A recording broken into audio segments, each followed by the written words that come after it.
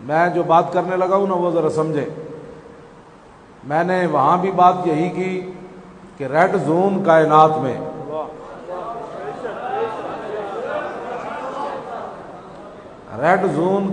میں صرف اور صرف وہ دربار رسالت ہے بس.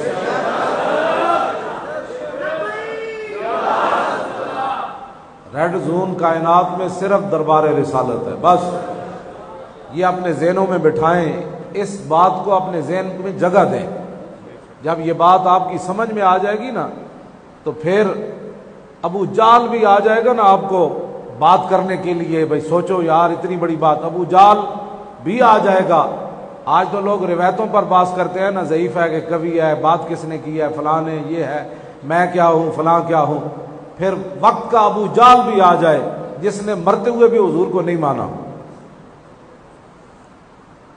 جس فرعون کا واسطہ موسیٰ علیہ السلام سے پڑا وہ مرتے ہوئے مان گیا موسیٰ علیہ السلام کو, اور رب موسیٰ کو بھی مان گیا. لیکن حضور فرماتے ہیں جس فرعون کے ساتھ میرا واسطہ پڑا, یعنی ابو جہل کے ساتھ, اس نے مرتے ہوئے بھی حضور کو نہیں مانا. عبداللہ بن مسعود فرماتے ہیں جب میں اس کی گردن کاٹنے لگا نا تو اس نے کہا کہ ذرا نیچے سے گردن کاٹنا تاکہ جب گردنیں پڑی ہو نا سر تو پتہ چلے یہ سردار کا سر ہے. حضور کا اس ابو جال سے واسطہ پڑا.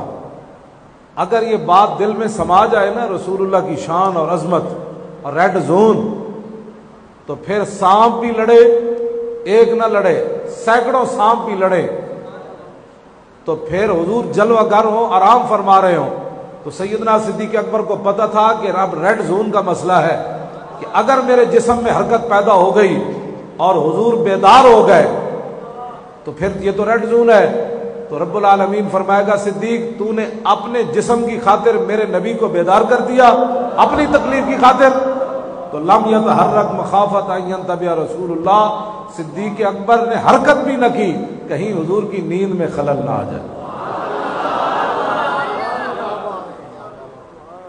یہ ریڈ زون, یہ ریڈ زون.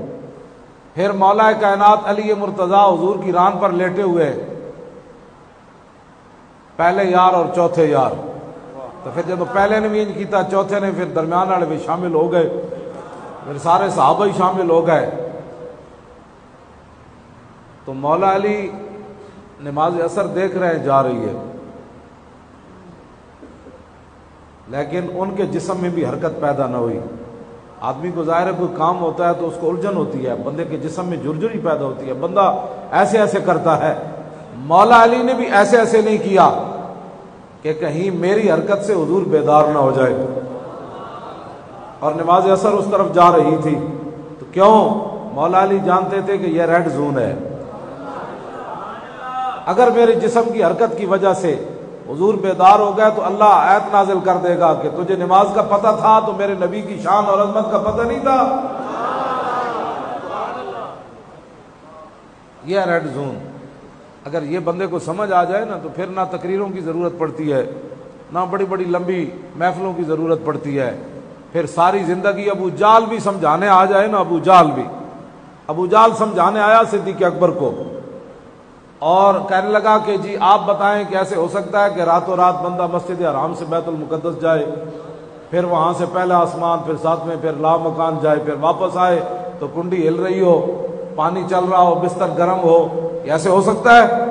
آپ نے فرمایا بات کر, تو کہنا کیا چاہتا ہے؟ انہوں نے کہا کہ یہ بات آپ کے محبوب نے فرمائی ہے کہ میں راتوں رات مسجد حرام سے بیت المقدس گیا اور وہاں سے پھر لامکان تک گیا, واپس آیا تو ابھی بستر گرم تھا اور کنڈی ہل رہی تھی. یہ بات عقل میں آتی ہے؟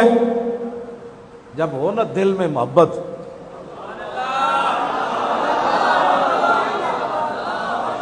تو آپ نے فرمایا ابو جالا اگر میرے آقا اس سے بھی بڑی بات کرے تو میں ماننے کے لیے تیار ہوں. بات ختم ہے. پھر فتوے کی ضرورت نہیں ہوتی, پھر فتوے کی ضرورت نہیں ہوتی.